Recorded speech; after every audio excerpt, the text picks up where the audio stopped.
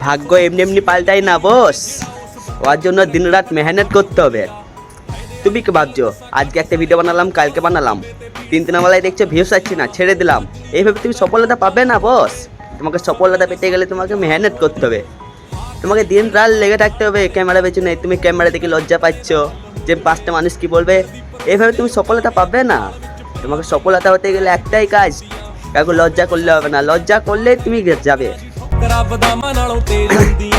আজ আমাকে অনেকজন অনেক রকম কথা বলেছে, আমার বন্ধুরা অনেক রকম বলেছে, ভাই তুই ভিডিও বানানো ছেড়ে দে, বাট আমি কিছু না ছাড়বো, তাদের কথা শুনে আজ আমি ছেড়ে দেবো?